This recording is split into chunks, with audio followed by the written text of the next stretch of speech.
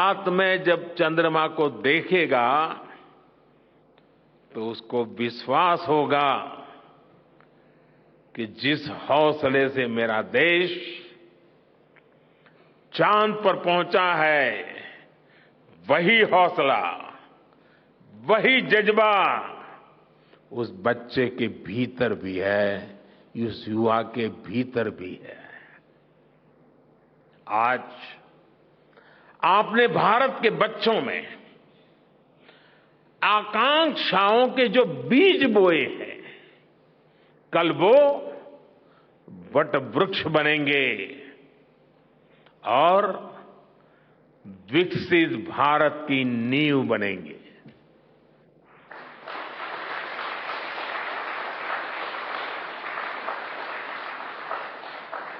हमारी युवा पीढ़ी को निरंतर प्रेरणा मिलती रहे, इसके लिए एक और निर्णय लिया गया है। 23 अगस्त को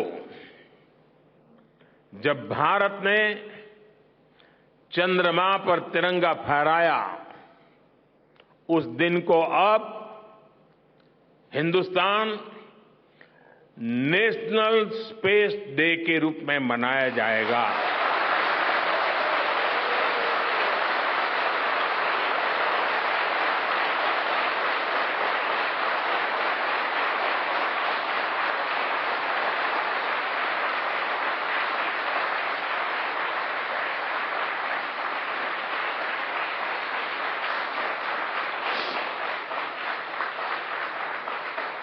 जब हर वर्ष national space day science, technology और इनोवेशन की स्पिरिट को सेलिब्रेट करेगा, हमें हमेशा हमेशा के लिए प्रेरित करता रहेगा।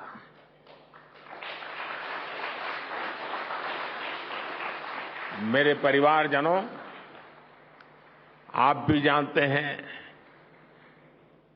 कि स्पेस सेक्टर का जो सामर्थ्य है, वो सैटेलाइट लॉन्च करने या अंतरिक्ष की खोज से कहीं ज्यादा बड़ा है।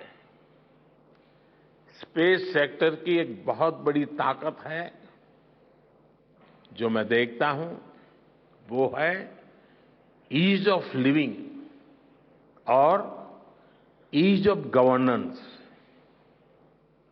आज देश में स्पेस एप्लीकेशंस को गवर्नेंस के हर पहलू से जोड़ने की दिशा में बहुत बड़ा काम हुआ है।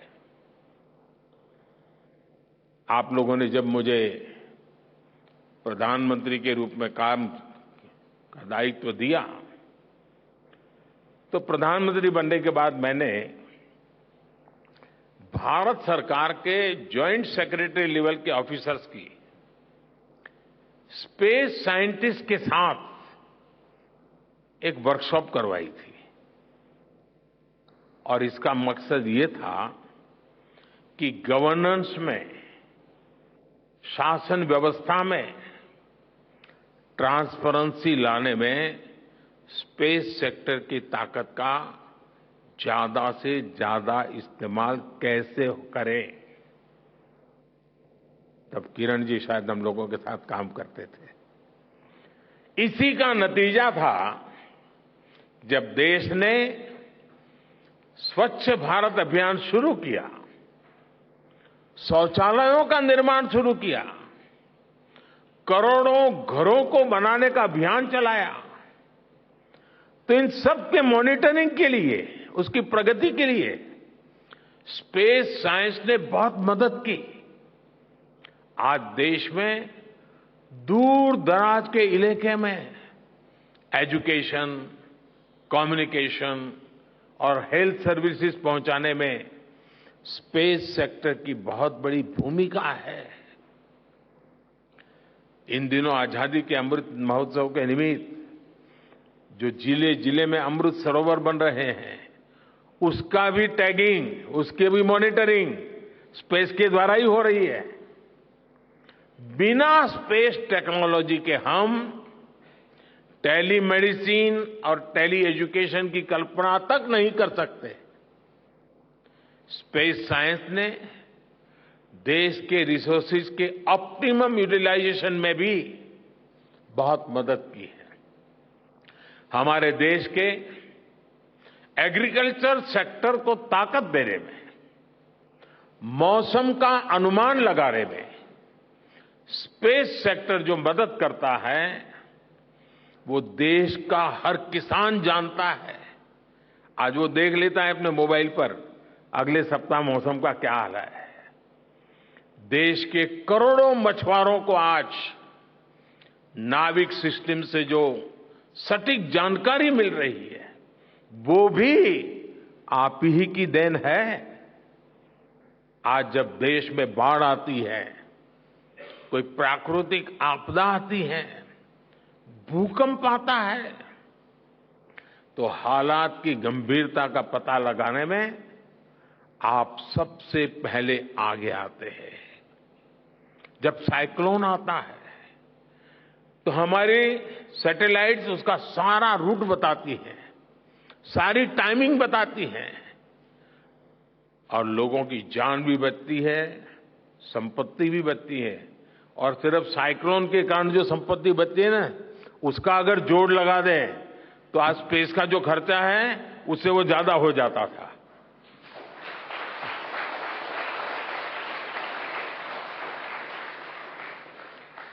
हमारे PM Gatishakti national master plan का आधार भी स्पेस टेक्नोलॉजी ही है।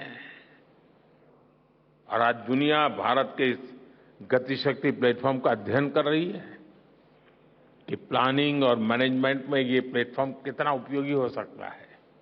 इससे प्रोजेक्ट्स की प्लानिंग, एजुकेशन और मॉनिटरिंग में काफी मदद मिल रही है। समय के साथ बढ़ता हुआ स्पेस एप्लीकेशन का ये दायरा हमारे युवाओं के लिए अपॉर्चुनिटीज भी बढ़ा रहा है, अवसर बढ़ा रहा है। और इसलिए आज मैं एक सुझाव भी देना चाहता हूं और मैं चाहूंगा कि आपके यहां से जो रिटायर्ड लोग हैं वे इसमें काफी मदद कर सकते हैं। अब ये मत बोलिएगा कि इतनी सुबह सुबह मोदी जी यहां आए और कुछ काम भी दे करके जा रहे हैं। साथियों, मैं चाहूंगा कि इसरो केंद्र सरकार के विभिन्न मंत्रालय और राज्य सरकारें मिलकर गवर्नेंस में स्पेस टेक्नोलॉजी पर एक नेशनल हैकाथॉन का आयोजन करें। इस हैकाथॉन में ज्यादा से ज्यादा युवा, ज्यादा से ज्यादा यूनिवर्सिटी, ज्यादा से ज्यादा नौजवान वो शामिल हो, जुड़े। मुझे विश्वास है ये नेशनल हैकाथॉन हमारी गवर्नेंस को और प्रभावी बनाएगा, देशवासियों को मॉडर्न सॉल्यूशंस देगा। और साथियों, आपके अलावा मैं अपनी युवा पीढ़ी को एक और टास्क अलग से देना चाहता हूं। और होमवर्क के दिए बिना बच्चों को काम करने का मजा नहीं आता है। आप सब जानते हैं कि भारत वो देश है जिसने हजारों वर्ष पूर्व ही धरती के बाहर अनंत अंतरिक्ष में देखना शुरू कर दिया था। हमारे यहां सदियों पहले अनुसंधान परंपरा के आर्यभट्ट, ब्रह्मगुप्त, वराहमिहिर और भास्कराचार्य जैसे ऋषि मनीषी हुए थे। जब धरती के आकार को लेकर भ्रम था, तब आर्यभट्ट ने अपने महान ग्रंथ आर्यभट्टीय में धरती के गोलाकार होने के बारे में विस्तार से लिखा था। उन्होंने एक्सिस पर पृथ्वी की रोटेशन और उसकी परिधि की गणना भी लिख दी थी। इसी तरह सूर्य सिद्धांत जैसे ग्रंथों में भी कहा गया है, सर्वत्रैव महिगोले, सर्वत्रैव महिगोले स्वस्थानम उपरि स्थितम मन्यन्ते खेयतो गोलस तस्य क्व ऊर्ध्वं क्व वादः। अर्थात पृथ्वी पर कुछ लोग अपनी जगह को सबसे ऊपर मानते हैं, लेकिन ये गोलाकार पृथ्वी तो आकाश में स्थित है, उसमें ऊपर और नीचे क्या हो सकता है, ये उस समय लिखा गया था। ये तो मैंने सिर्फ एक श्लोक बताया है। ऐसी अनगिनत रचनाएं हमारे पूर्वजों ने लिखी हुई है। सूर्य, चंद्रमा और पृथ्वी के एक दूसरे के बीच में आने से ग्रहण की जानकारी हमारे कितने ही ग्रंथों में लिखी हुई पाई जाती है। पृथ्वी के अलावा अन्य ग्रहों के आकार की गणनाएं, उनके मूवमेंट से जुड़ी जानकारी भी हमारे प्राचीन ग्रंथों में मिलती है। हमने ग्रहों और उपग्रहों की गति को लेकर इतना सूक्ष्म गणनाएं करने की वो काबिलियत हासिल की थी कि हमारे यहां सैकड़ों वर्ष आगे के पंचांग यानी कैलेंडर्स बनाए जाते थे। इसलिए मैं इससे जुड़ा एक टास्क अपनी नई पीढ़ी को देना चाहता हूं, स्कूल कॉलेज के बच्चों को देना चाहता हूं। मैं चाहता हूं कि भारत के शास्त्रों में जो खगोलीय सूत्र है, उन्हें साइंटिफिकली प्रूव करने के लिए नए सिरे से उनके अध्ययन के लिए नई पीढ़ी आगे आए। ये हमारी विरासत के लिए भी जरूरी है और विज्ञान के लिए भी जरूरी है।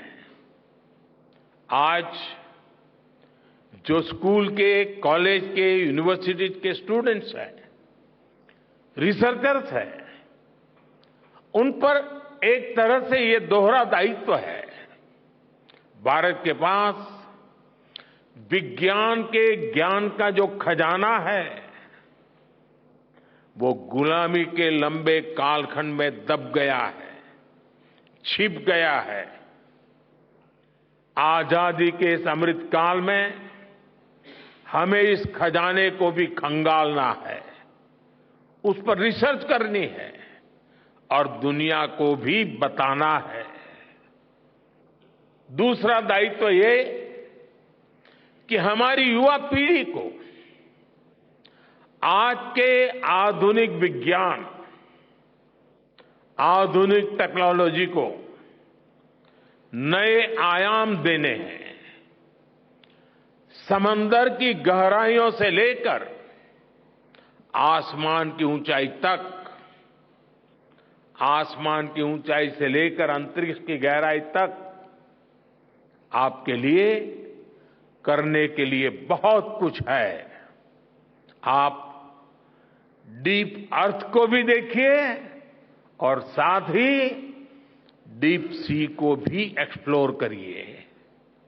आप नेक्स्ट जनरेशन कंप्यूटर बनाइए और साथ ही जेनेटिक इंजीनियरिंग में भी अपना सिक्का जमाइए।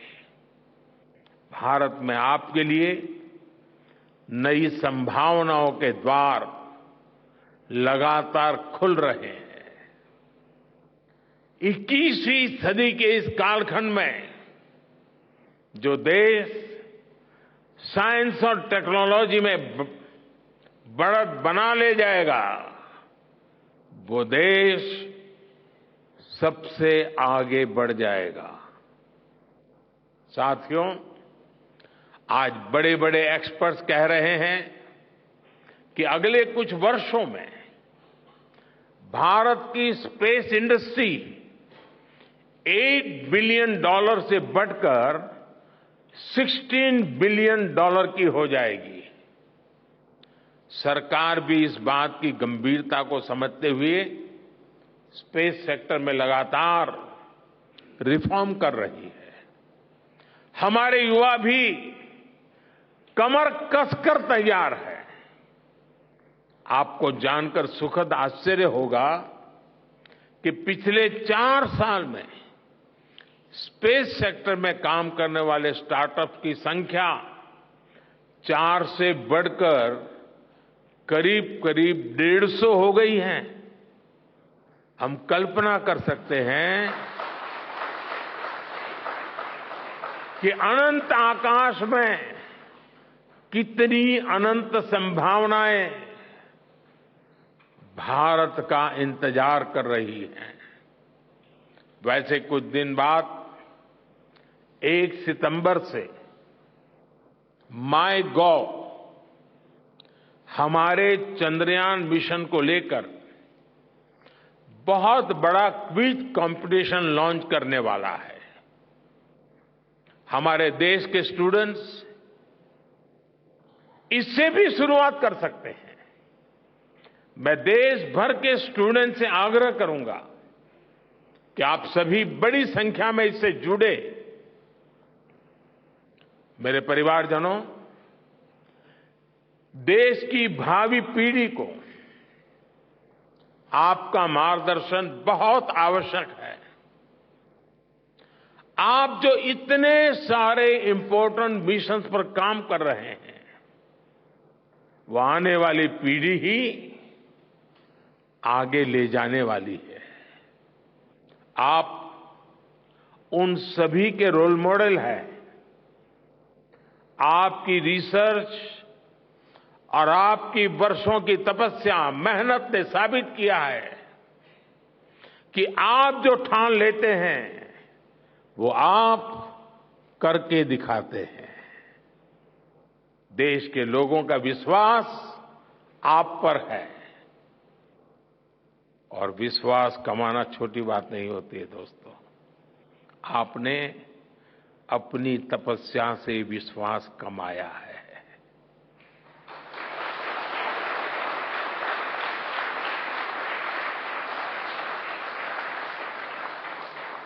देश के लोगों का आशीर्वाद आप पर है।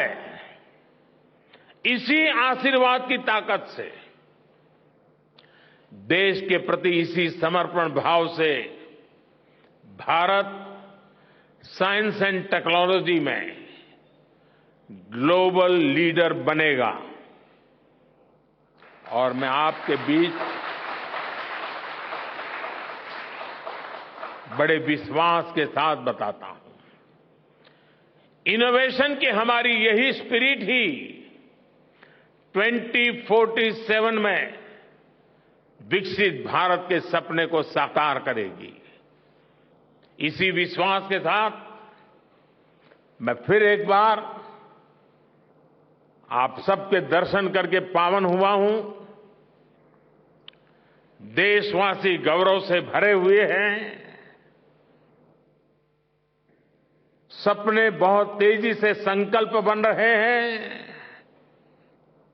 और आपका परिश्रम उन संकल्प को सिद्धि के तक ले जाने के लिए बहुत बड़ी प्रेरणा बन रहा है।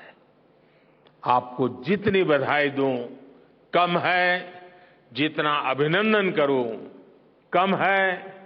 मेरी तरफ से करोड़ों करोड़ों देशवासियों की तरफ से, दुनिया भर की साइंटिफिक कम्युनिटी की तरफ से अनेक अनेक धन्यवाद, बहुत बहुत शुभकामनाएं। भारत माता की, भारत माता की, भारत माता की। धन्यवाद।